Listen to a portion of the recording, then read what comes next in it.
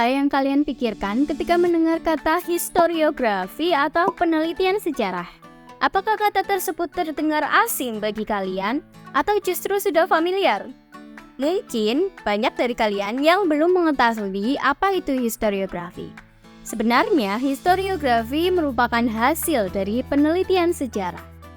Dari historiografi tersebut, kalian akan mengetahui banyak hal, misalnya kehidupan masa lalu seorang tokoh besar maupun kisah-kisah peradaban kuno dari hasil penelitian sejarawan. Mungkin sebagian dari kalian akan menjawab, dapetin info kayak gitu kan gampang, bisa dari sosmed atau internet. Hey, jangan salah ya. Informasi yang kalian dapat dari internet itu juga merupakan hasil dari research loh. Salah satu historiografi yang membanggakan nama Indonesia adalah Sangiran Menjawab Dunia.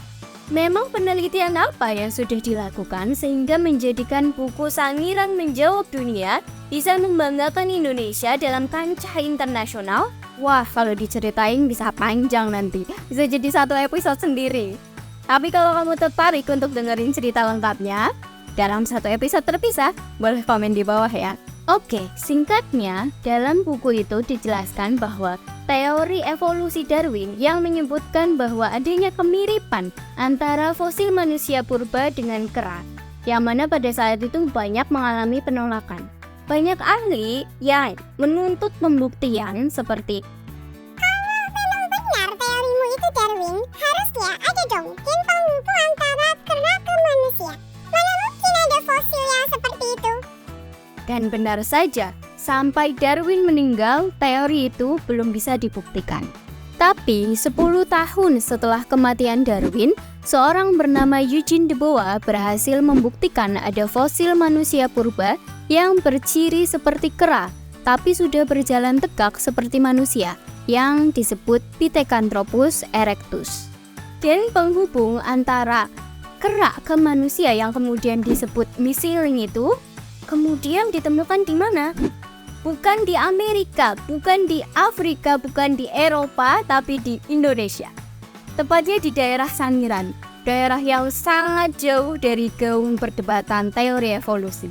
Fosil-fosil lainnya kemudian banyak lagi ditemukan di daerah Sangiran, hingga didirikan Museum Sangiran dan dibuatlah historiografi Sangiran Menjawab Dunia. Proses yang sangat panjang sehingga menjadi tulisan historiografi tentu membutuhkan banyak unsur yang terlibat. Lalu bagaimana historiografi dapat tersaji dengan baik dan bisa menarik untuk dibaca? Bagaimana cara sejarawan melakukan penelitian agar dapat menghasilkan suatu karya historiografi? Apa saja yang perlu disiapkan untuk melakukan penelitian sejarah? Apakah hasil penelitian sejarah di setiap zaman memiliki karakteristik yang sama? Tanpa berlama-lama, mari kita bahas.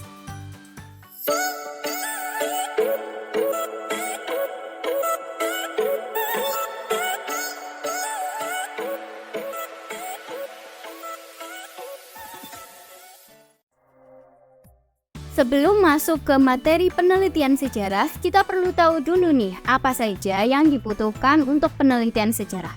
Yaitu ada 3, sumber sejarah, bukti sejarah, dan fakta sejarah. Kita bahas yang pertama, sumber sejarah. Setiap peristiwa sejarah memiliki jejak yang dapat diteliti kebenarannya. Jejak-jejak inilah yang kemudian digunakan sebagai dasar untuk merekonstruksi peristiwa sejarah sehingga bisa diketahui kebenaran masa lalu. Menurut Peraturan Menteri Pendidikan dan Kebudayaan Republik Indonesia Nomor 69 Tahun 2016 mengenai pedoman penulisan peristiwa sejarah, disebutkan bahwa sumber sejarah merupakan kumpulan hasil budaya baik bersifat fisik atau artefak, lisan atau audiovisual yang digunakan untuk membuktikan kebenaran peristiwa sejarah. Sumber sejarah berdasarkan bentuknya dibedakan menjadi 3, yaitu yang pertama, sumber tertulis yang diperoleh melalui peninggalan tertulis atau catatan peristiwa masa lalu. Contohnya, prasasti, manuskrip, buku, notula, arsip, surat kabar, dan sebagainya. Yang kedua, sumber lisan, yang meliputi tradisi lisan dan sejarah lisan. Perbedaan di antara keduanya ada pada informan atau narasumbernya. Kalau tradisi lisan merupakan cerita turun-temurun dari masyarakat dan tidak diketahui sumber aslinya, sedangkan sejarah lisan merupakan keterangan pelaku atau saksi peristiwa sejarah. Yang ketiga, sumber audiovisual yang merupakan hasil rekaman media elektronik seperti kaset video, film, tape recorder, dan lain-lain. Masing-masing sumber sejarah yang digunakan oleh sejarawan atau peneliti untuk melakukan penelitian memiliki kekurangan dan kelebihan. Sumber tertulis memiliki kelebihan karena mayoritas sumber sejarah terdapat dalam sumber tertulis sehingga memudahkan untuk mengumpulkan referensi. Tetapi kekurangannya karena mayoritas sumber ini medianya menggunakan kertas ataupun daun, maka mudah rusak atau lapuk. Sementara kelebihan sumber lisan, karena pada saat wawancara terjadi komunikasi dua arah, maka memungkinkan peneliti untuk menanyakan secara langsung apabila ada hal-hal yang kurang dipahami atau kurang jelas, dan juga merupakan sebagai pelengkap dari sumber tertulis. Tapi kekurangannya, hasil dari wawancara tersebut cenderung bersifat subjektif karena bergantung pada emosi dari informan. Dan juga data dari hasil wawancara itu dianggap kurang valid karena terbatasnya ingatan mengingat usia dari informan itu. Yang terakhir, kelebihan sumber audiovisual.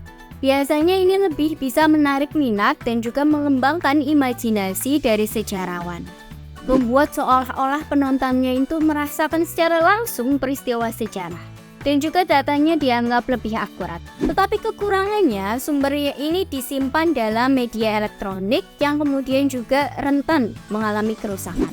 Nah, selain berdasarkan bentuknya, sumber sejarah juga terbagi berdasarkan sifatnya, yakni yang pertama, sumber primer yang merupakan kesaksian seseorang yang hidup pada zaman yang sama dengan peristiwa sejarah, dan sumbernya harus asli. Contohnya prasasti, kronik, piagam, dan candi yang benar-benar berasal dari zamannya. Yang kedua, sumber sekunder, yakni sumber tidak langsung atau bukan dari saksi mata atau pelaku, dan digunakan sebagai pendukung sumber primer. Contohnya, buku, paper, atau koran. Oke, sekarang kita menuju ke unsur yang kedua yang diperlukan dalam penelitian sejarah, yakni bukti sejarah. Rasa-rasanya sumber dan bukti sejarah tidak berbeda ya, tapi ternyata ada loh perbedaan mendasar di antara keduanya. Kalau sumber sejarah pada dasarnya merupakan kumpulan benda, tetapi kalau bukti sejarah merupakan isi atau konten dari sumber sejarah itu. Jadi, bukti sejarah adalah informasi yang didapatkan dari sumber-sumber sejarah yang memenuhi kaidah penulisan 5W plus 1H, yaitu what, where, when, who, why, dan how. Secara umum, bukti sejarah dibagi menjadi dua, yaitu yang pertama, bukti tertulis, yang memuat fakta-fakta sejarah, contohnya dokumentasi suatu peristiwa. Kedua, bukti tidak tertulis dapat berupa cerita atau tradisi. Unsur yang terakhir yang harus diperhatikan sebelum melakukan penelitian sejarah adalah fakta sejarah. Waduh, makin kesini kalian jangan makin bingung ya. Ternyata sumber, bukti, dan fakta sejarah itu berbeda. Tenang, saya jelasin satu-satu. Singkatnya, kalau sumber sejarah adalah kumpulan benda bersejarah, sedangkan bukti sejarah adalah informasi di dalam sumber sejarah, maka fakta sejarah adalah kesimpulan dari hasil penelitian sejarawan. Perlu diingat ya, antara fakta sejarah dengan fakta itu berbeda. Kalau fakta kebenarannya bersifat pasti, sementara fakta sejarah kebenarannya bersifat relatif atau nisbi. Kebenaran fakta sejarah yang bersifat nisbi itu bisa lebih kita pahami dalam bentuk fakta sejarah berdasarkan wujudnya seperti artefak, fakta mental dan fakta sosial, serta fakta sejarah berdasarkan sifatnya seperti fakta keras dan fakta lunak. Perbedaan masing-masing fakta tersebut bisa kalian cari tahu dan komen di bawah ya. Nah, itu dia penjelasan mengenai aspek apa saja yang perlu kalian perhatikan sebelum melakukan penelitian sejarah. Jangan lupa subscribe, like, komen, dan share video ini supaya kami bisa lebih semangat untuk bikin video seperti ini lagi. Sampai jumpa. Bye.